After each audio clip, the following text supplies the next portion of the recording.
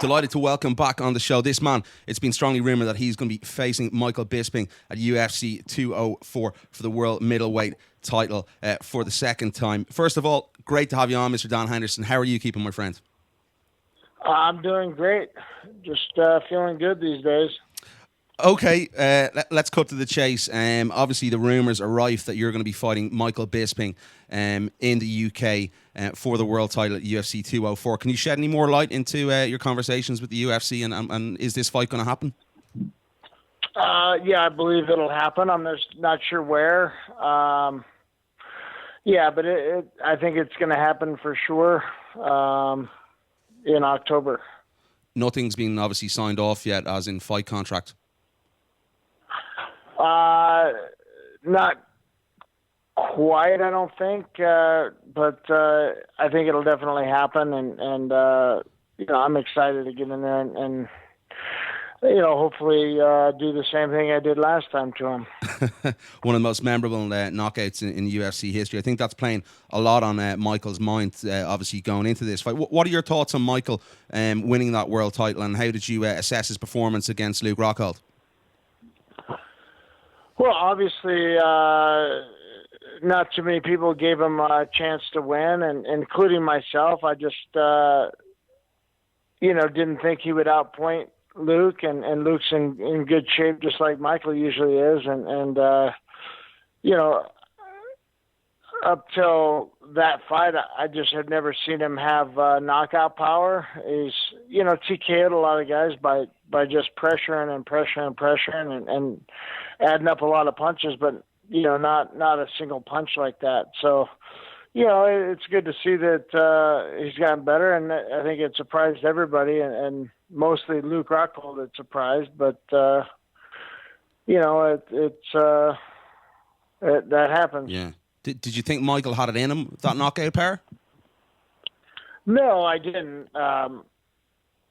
at all. But, maybe he's worked on that, or maybe he just caught him perfect. You don't need a whole lot of power if you hit it just right. So, he did a good job, and when a lot of people didn't give him credit for it.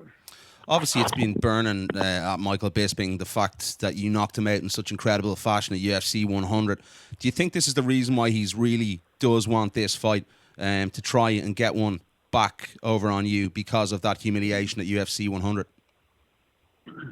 Well, I'm sure that he wants that one back, but I mean, that one will never get back. I think that one's instilled in the history books with some of the more favorite knockouts out there, but I'm hoping to add one more to it.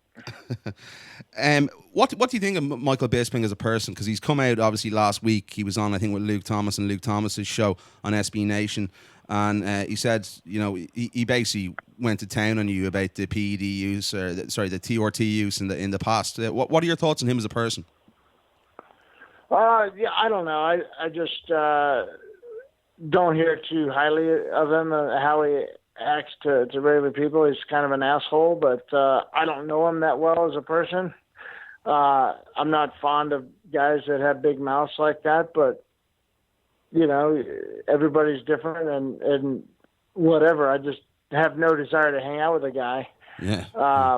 And he just talks out of his ass a lot when he starts talking about things he doesn't really know a whole lot about.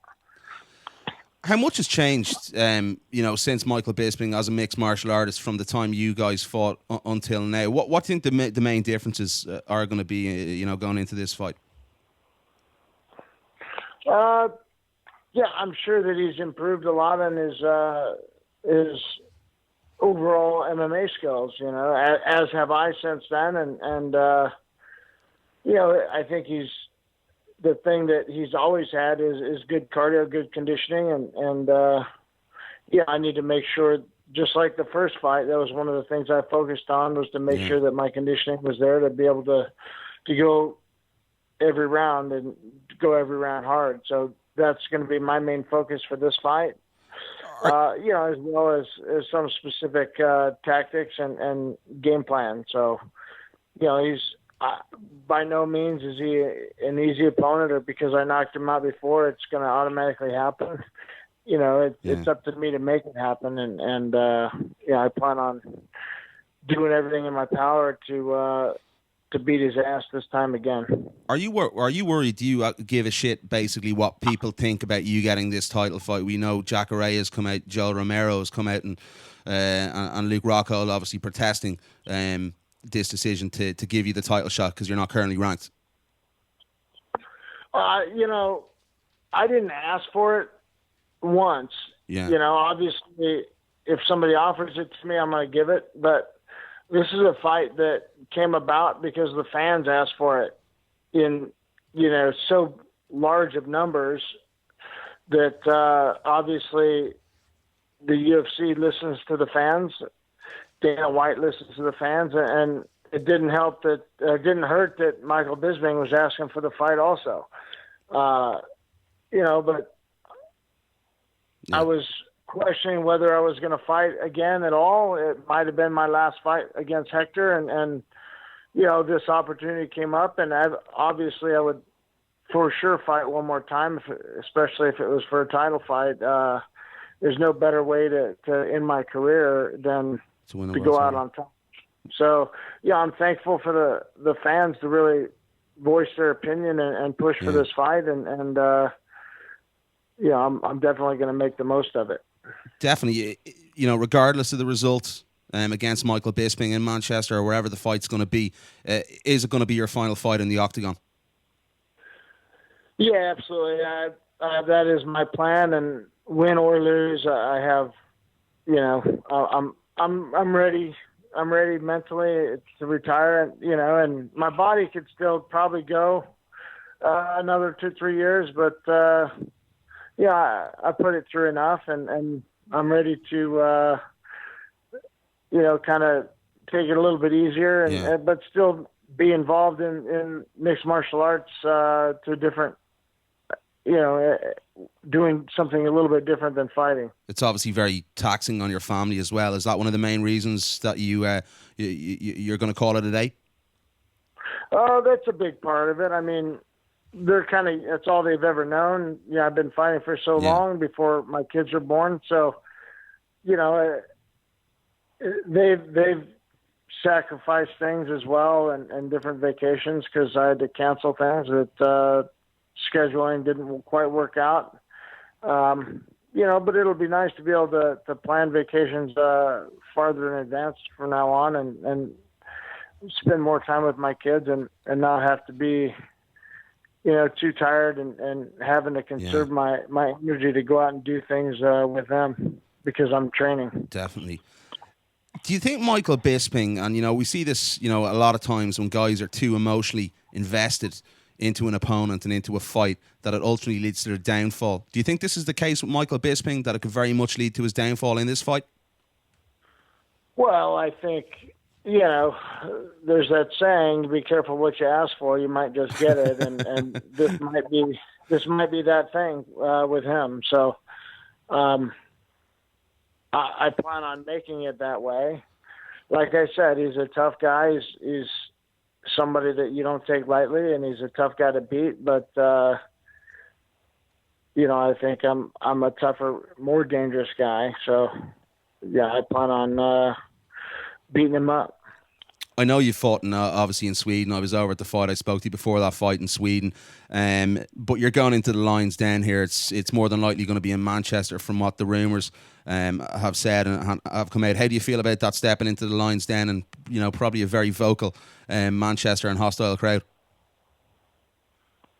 I've done that before in other Brazil, places, in Brazil, and it's the same. It's the same octagon. So, and that's where I do my work. Obviously, it's always nice to have the crowd behind you, and I have been surprised over the years at how many British people have come up to me and thanked me for knocking out Michael Bisping. They didn't like him at all. So I'm thinking I might have a few fans over there.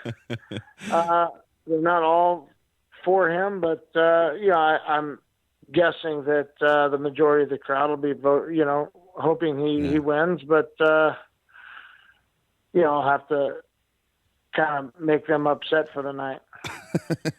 I'm sure there'll be a lot over from Ireland as well if it's in the UK, and I know you have a big fan base here, Dan.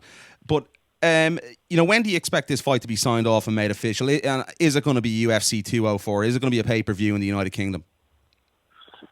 Yes, I'm pretty sure it'll be a pay-per-view, but I'd expect that it happens relatively soon.